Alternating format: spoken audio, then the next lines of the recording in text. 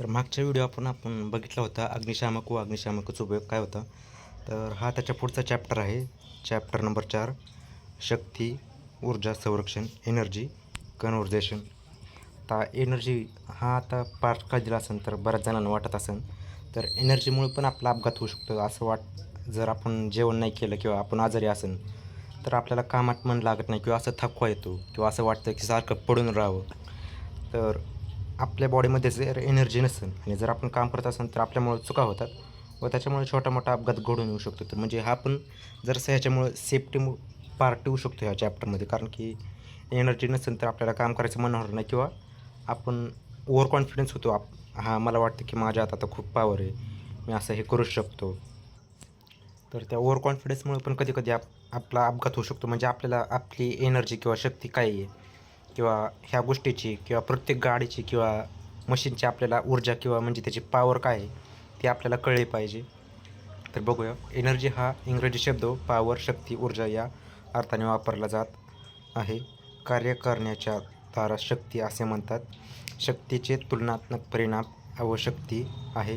कार्य करण्याची क्षमता ऊर्जा व ऊर्जा मोजण्यासाठी जूल या परिणामाचा उपयोग करतात. ऊर्जाचे अनेक रूप असेल तरी ह्या 2 प्रकारात विभागली जातात. तर ऊर्जा आता पुस्तकामध्ये तर आपल्याला ह्या 2 पद्धतीच दाखवल्या आहेत की हां, ऊर्जाच्या ह्या 2 पद्धती आहेत आणि ऊर्जा आपण वेगवेगळ्या पद्धतीने मोजू शकतो. एनर्जी म्हणजे आता माणसाची एनर्जी असेल, गाडीची किंवा गाडीचं मायलेज असतं किंवा मशीनची पॉवर, म्हणजे अशी वेगवेगळे असतात. फक्त नावं त्यांची वेगळं असतात. तर आता पुस्तकातलंच आपण आधी बघूया. पहिला आहे स्थितीजन्य ऊर्जा. पदार्थाच्या अंगी असलेल्या त्याच्या विशिष्ट स्थिती किंवा स्थानामुळे निर्माण होणाऱ्या कार्य करण्याच्या क्षमतेस स्थिती ऊर्जा असे म्हणतात. उदाहरणार्थ धरणातील पाणी किंवा ताणलेले, दाबलेले अथवा गुंडाळलेले स्प्रिंग इत्यादी. आता तुम्ही डॅम बघितला असेल किंवा धरण, तर त्याच्यामुळं पण असं ऐकलं असेल कधी की त्याच्यामुळं वीज प्रोड्यूस होते. तर ते कसे होते, तर ते पाण्याचं जे प्रेशर आहे ते एका असं पातं जास्त आपल्या पंख्याचे जे असे पाते असतात तसे त्या पाण्याच्या आतमध्ये ना असे पाते असतात व ते पाणी जर त्या पात्यावर पडलं, आतमध्ये एक टर्बाईन मीटर असतं, ते कनेक्ट असतं पॉवर हाऊसला. ते टर्बाईन बिंगलं तर एनर्जी प्रोड्यूस होते. तर त्याला बिकवण्यासाठी वेगवेगळ्या पद्धती असतात. जसं हाताने पण आपण फिरवू शकतो किंवा पवनचक्की जर बघितलं असेल तर त्यांनीसुद्धा ती असे फिरते. जे हवा लागलं तर ती पवनचक्की अशी राईट साईडला बिंगते. तर ते पवनचक्कीच्या आतमध्येच पण टर्बाईन असतं. जर ते टर्बाईन बिंगलं तर एनर्जी प्रोड्यूस होते व ती एनर्जी हाऊसमध्ये जाते, म्हणजे पॉवर हाऊसला जाते व त्याच्यामुळं हे इलेक्ट्रिसिटी प्रोड्यूस होते. तर एनर्जी अशा प्रकारे पण होऊ शकते. त्यामुळे तर धरण किंवा ताणलेली अशी स्प्रिंग दाखवली आहे, कारण की स्प्रिंगमध्ये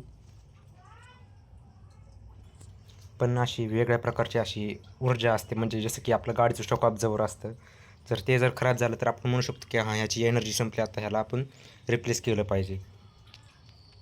दुसरा आहे गतिजन्य ऊर्जा. जेव्हा पदार्थ गतिमान होतो तेव्हा त्याच्या अंगी निर्माण होणाऱ्या कार्य करण्याच्या क्षमतेस गतिजन्य ऊर्जा असे म्हणतात. उदाहरणार्थ धबधब्यातून पडणारे पाणी. मगाशीच मी बघितलेलं की धबधब्यातलं म्हणजे डॅममधनं पडणारं पाणी, त्याच्यामुळे ऊर्जा प्रोड्यूस होते. तर हे तेच आहे. ऊर्जेची विविध रूपे आहेत. एका ऊर्जेच्या प्रकाराचे दुसऱ्या ऊर्जेच्या प्रकारात सहज रूपांतर करता येते.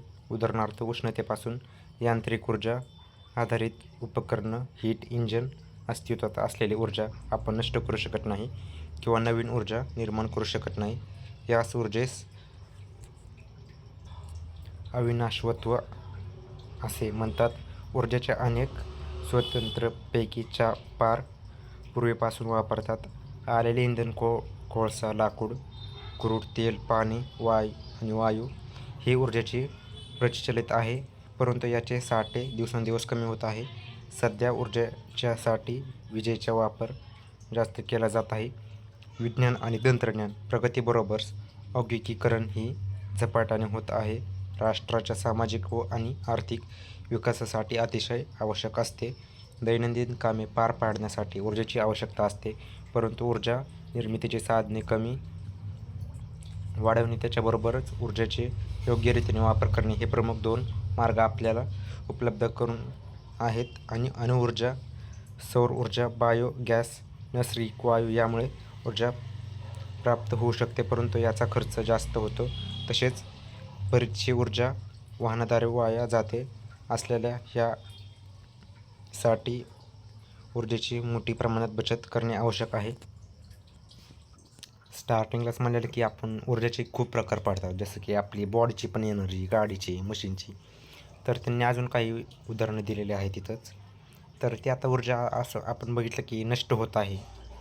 जसं की आपण गाडी चालवतो तेव्हा बघा, हवा अशी खालच्या पार्टमध्ये म्हणालं की हवा, वायू हे कमी होत आहे. तर त्याचं कारण आहे की गाड्यांचा धूर निघत आहे, कंपन्यातून धूर, किंवा फॉरेस्ट फायर लागते, किंवा जंगलाला आग लागणे. अशामुळं वायू हा घातक होऊ शकायला लागले. म्हणजे ताजी हवा जी आहे ती माणसाला भेटत नाही, त्याच्यामुळे मृत्यू होऊ लागायला लागले. व त्याच्यामुळं अशी एनर्जी पण प्रोड्यूस होत नाही आता. व ह्याची बचत करणे आवश्यक आहे. आणि जर आपल्याला जर ह्याची एनर्जीची जर गरज पडली, ऊर्जाची गरज पडली, तर त्याचा खर्चही खूप मोठा आहे. तर ऊर्जा आपण अशी बचत केली पाहिजे, अशी वाया नाही घातली पाहिजे. कारण की नैसर्गिक गोष्ट तर ती आपल्याला कधी कधीच मिळू शकते. जसं की आता पाणी पाहिजे आहे, तर ते आपल्याला पावसाकडूनच मिळतं. तर ते उन्हाळ्यात तर आधी भेटणार नाही. तर ते जे पावसाचं पाणी आहे ते आपण सेव्ह केलं पाहिजे.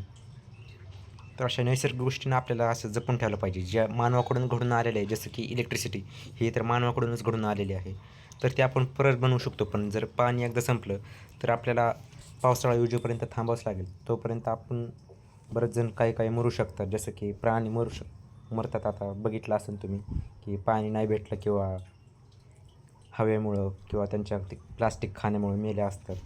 तर अशामुळं माणसं मरतात. तर नैसर्गिक गोष्ट आहे ती आपण बचत केली पाहिजे. भले तुम्ही असं मानव गोष्टी जरी नाही बचत केली, पण नैसर्गिक गोष्ट आपण अशी बचत केली पाहिजे.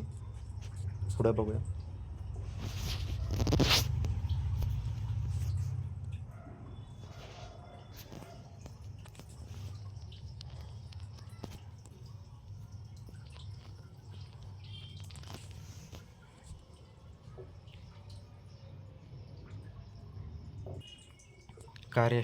कार्यालये, कार्यशाळा, कारखाने यामधून ऊर्जेची प्रभावित बचत केली जाऊ शकते. ऊर्जा निर्मितीपेक्षा ऊर्जा साधनाचा योग्य वापर करून ऊर्जा वाचवणे स्वस्त पडेल, यासाठी ऊर्जेची बचत आवश्यक आहे. तर तुम्ही बघितलं असेल की कार्यशाळा किंवा कारखाने ह्यामध्ये असं जनरेटर असतं, तर ते पेट्रोल किंवा डिझेलच्या सहाय्याने चालतं. तर त्याच्यामुळं ना काय होतं की त्या इंधनमुळं ते चालतं. व जी अशी प्रोड्यूस आहे, म्हणजे पॉवर हाऊसमध्ये जी एनर्जी आहे ती आपण स्टोअर केली किंवा साठवून ठेवली, तर अशा प्रकारे पण आपण ऊर्जाची किंवा एनर्जीची बचत करू शकतो. एक बघूया, लहान किंवा कमीत कमी स्वरूपाची ऊर्जाची बचत. मायनर इकॉस स्वयंपाक संबंधी ऊर्जेची बचत. स्वयंपाकासाठी आपण वेगवेगळ्या इंधनाचा वापर करतो. योग्य रीतीने स्वयंपाक केला तर 20% इंधनाची बचत होऊ शकते.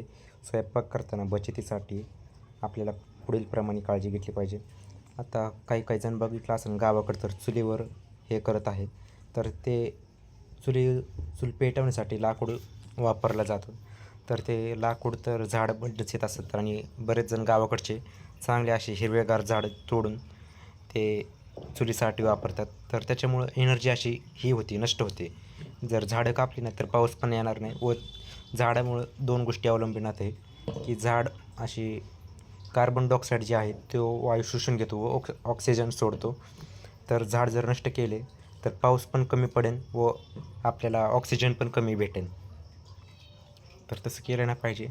जर गॅस आपण जर वापरला, योग्य रीतीने जर वापरला, असं म्हणजे बिनकामी चालू जर नाही ठेवलं, तर 20% त्याची बचत ही होऊ शकते.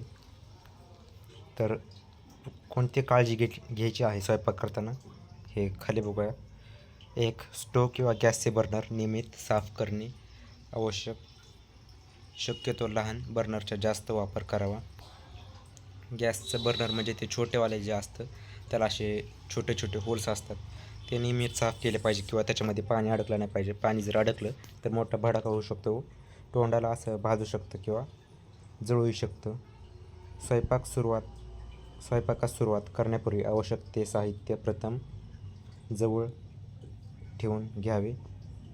स्वयंपाक करताना म्हणजे आपले माचीस झालं, कारण की काही काय अशा करतात की गॅस जर पेटवायचा असेल तर ते गॅसचं बटन आधी चालू करतात आणि नंतर लायटर शोधतात. तर त्याच्यामुळे म्हणजे गॅस वाया जातो. आणि जर आपण अचानक जर माचीस किंवा लायटर यूज केलं तर जास्त ब्लास्ट होऊ शकतो मोठा, तर ते नाही केलं पाहिजे. तिसरा, भाज्या डाळी प्रथम भिजू घ्याव्यात व नंतर शिजवाव्यात. 4, योग्य साईजच्या प्रेशर कुकरचा वापर करावा. कुकरमध्ये वजीपेक्षा जास्त पाणी घालू नये. तसेच कुकरच्या 2-3 शिट्ट्या झाल्यानंतर गॅस बंद करावा. आपला प्रेशर कुकर जो आहे त्याची अशी वेगवेगळी साईज भेटते. 2 लिटर, 3 लिटर किंवा 7-8 लिटर असे प्रकारचे कुकर असतात. तर त्याच्यामध्ये जास्त पाणी घातलं नाही पाहिजे. जर 2 लिटर लिहिलं असेल तर 160, 150, 80 असं पाणी टाकलं पाहिजे. 2 लिटर जर भरलं तर तरी काही हरकत नाही ना, 2 लिटरच्याला 2 लिटरच भरलं. पण सेफ्टी म्हणून आपण जरासं कमी भरलं पाहिजे, नाहीतर ते असं तोंडारी उडू शकतं. 2 ते 3 शिट्ट्या झाल्या तर बंदच करावा. कमीत कमी 4 करा, कारण की ती गोष्ट अशी कच्ची नाही राहिली पाहिजे. पण 4 शिट्ट्यानंतर ती गॅस बंद केला पाहिजे, नाहीतर ती अख्खं पाणी शोषून जाऊ शकतो व पाणी जर आटलं तर तो झाकण उघडताना आपल्याला तो खूप प्रेशरने असं उघडेल व आपल्या हातापायाला लागू शकते किंवा तोंडाला लागू शकतं. 5, स्वयंपाकासाठी परसट भांडी वापरावीत व प्रथम शिजत असताना त्यावर झाकण ठेवावे. स्वयंपाक म्हणजे भाजी आपण बनवतो किंवा काही म्हणा असं बनवत असतं, चपाती बनवते, तर त्याच्यासाठी आपण पसरटच भांडी वापरली पाहिजे. कारण की पसरट जर भांडी वापरली तर जो खालनं गॅसचा निघणारा असा फ्लो आहे ती जास्त जागा वापरून राहते. म्हणजे आपल्याला एक सेफ्टी राहते की ह्यात म्हणजे आता ह्या पॉईंटला आपला किंवा आपले जे कपडे आहेत ते आगीला स्पर्शही नाही होणार. म्हणजे पसरट भांडे असले की ती गॅसचा निघणारा फ्लो आहे जो असा पसरतो व ते फक्त गोष्ट गरम करते, आपल्याला फक्त भाजू शकतं पण आपल्याला असं पेट नाही घेऊ शकत. तर पसरट भांडे वापरली पाहिजेत. 6, गॅसची ज्योत बाहेर